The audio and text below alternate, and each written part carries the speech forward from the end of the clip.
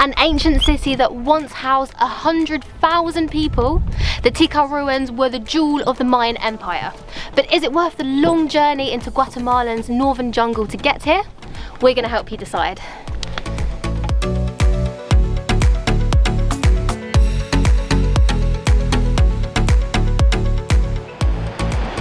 We've arrived at Tikal National Park. We got here by bus and it took about half an hour from El Ramata where we're staying. We actually just flagged one down the street and it was really easy because there were loads of tourist buses going here. If you're staying in Flores, you can easily get the local bus from Santa Elena bus stop or the market, or you can do a tour. But we like to do things the local way, so we've done everything ourselves and we're going to head inside and get our tickets. We paid 25 for the bus each, but we've been told that the locals pay roughly about 15, so if you're a little bit more savvy with your bartering skills than us, you could probably get them down a bit.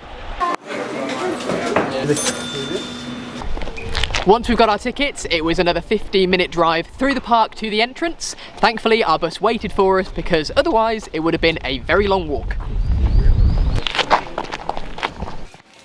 You there? We read online that there is loads of wildlife in this park, and we haven't even got to the ruins yet, where we've seen a really cute, cuddly creature that a lady tells me is called a pisote.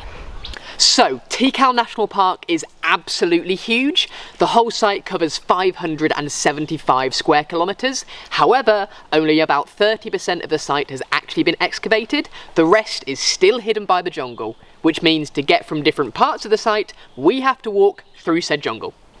So the first bit that we're going to check out is the Grand Plaza. Firstly, because that's where all of the main pyramids are, and secondly, because it just sounds fancy.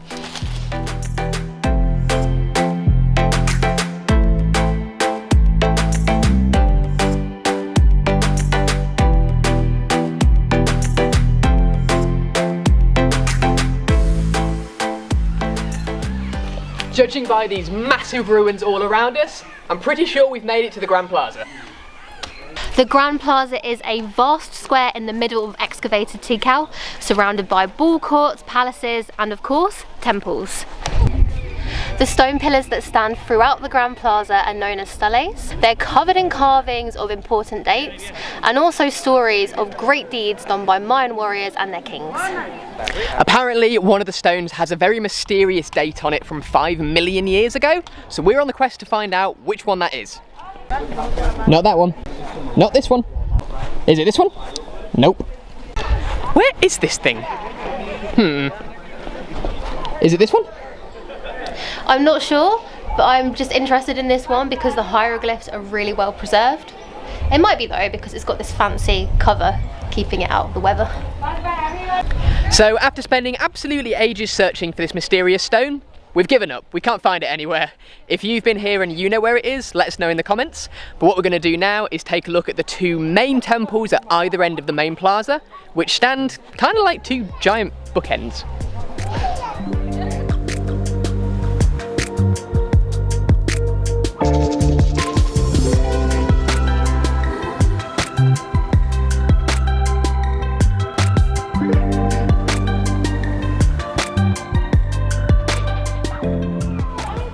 I'm currently sat on the Temple of the Jaguar, or Temple 1. You used to be able to climb it, but unfortunately a few tourists actually fell to their deaths. Now you can only go up as high as I am right now. In 1958, archaeologists discovered the body of one of Tikal's most famous rulers inside, and he had the greatest name ever, King Chocolate. The 9 tiers of Temple 1, wait. Yeah, 9 tiers represent the 9 levels of the Mayan underworld. One thing that we should also probably mention is the fact that on Sundays, Guatemalan locals get in for free, so if you come, it probably will be quite busy. I didn't know that. I read it this morning. Did you? Yeah. I mean, to be fair, it's really not that busy. It's less than half as busy as Chichen Itza was. Yeah, I was going to say, if you describe Chichen Itza as busy, this is not busy at all. Yeah, so if this is peak time, then you're good. Directly across from Temple 1 is the Temple of the Masks, or Temple 2, which was built by our new favourite person, King Chocolate, to honour his wife. Stop! That was close. Unlike Temple 1, you can still climb Temple 2, so we're going to head on up. But you gotta be careful when climbing. That's if you're clumsy like Dale. Oh, watch out for the dangerous stairs. Did you actually just fall? Yeah. Okay, maybe you do have to be careful.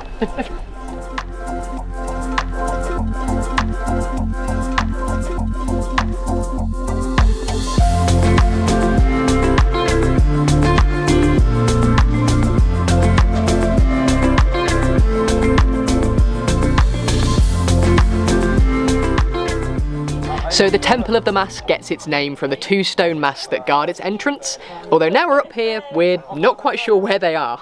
It could be these things up top, but there's 3 of them, and it could be these things either side, but they don't really look like masks. The view is great from up here.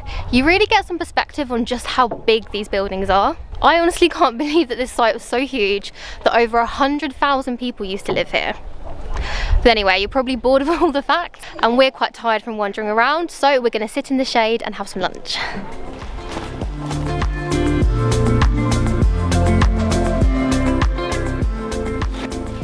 One of the best things about the Tikal ruins is that you can actually climb on some of them, so we're going to do that now. Once Dale's finished eating. Sustenance.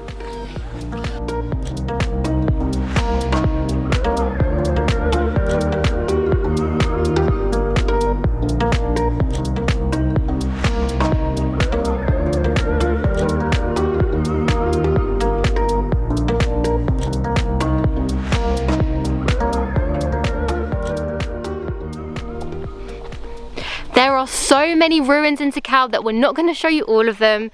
You'll probably feel a bit templed out if we do, but we are going to show you one more of our favourites. By the way, there are loads of places all over the park where you can go to the toilet, stop and have a picnic because there are benches, and also buy food and drink. But the food and drink here is super expensive, so that's why we brought our own. We've just seen a monkey. It's kind of shielded by the branches, but it's up there. Oh, he's having a snack. So, the last temple that we're going to show you is Temple 4, which at 65 meters is the tallest structure in the park. And yes, you can climb up it, and that's exactly what we're about to do to get amazing views of the jungle. Where's the banister?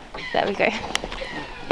Oh, and as you probably figured out by the fact that this is the tallest temple in the park, it also has the longest set of stairs.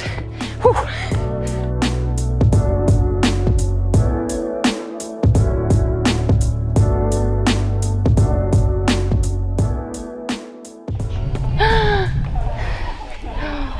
You can see all the heads of all of the temples poking out of the jungle, and honestly, I've never seen anything like it. We are also sharing this viewing platform with a bunch of our new closest friends. Sorry, excuse me. Sorry. Thank you. I think what we've actually done is wander into what seems to be a school trip. Hi guys. Hello.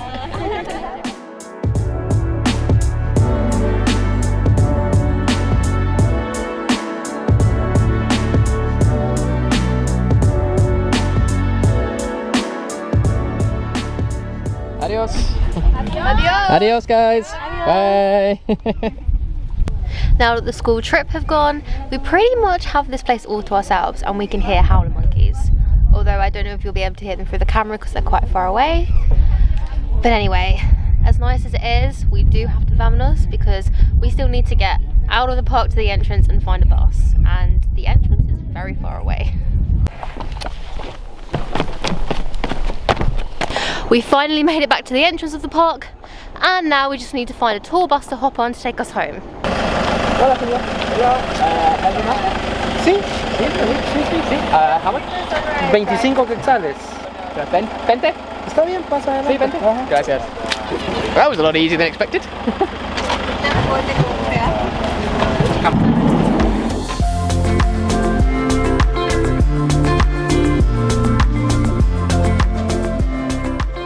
This is the lengths we go to get the shots. I took my shoes off so I made less noise walking on the wood. So as you can hear, it's quite loud. But when I do it, Loud! Yeah, you were trying to be quiet then. So, Tikal, that really hurt my bottom. I'd like to amend my earlier statement. I think that's a bird, like a toucan, instead of a monkey. I'm not exactly David Attenborough. Do the voice. Give me something to say. Do it. Give me something to say. Say it. That is not a howler monkey. That is not a howler monkey. No, but he wouldn't say that. You sound like Gandalf. The Dame Rambo just would not say that. I can hear the voice. No, I don't know how you do it. If you listen closely to the Guatemalan jungle, you can hear the distinct call of the howler monkey. That was good, right? That's good. Yeah.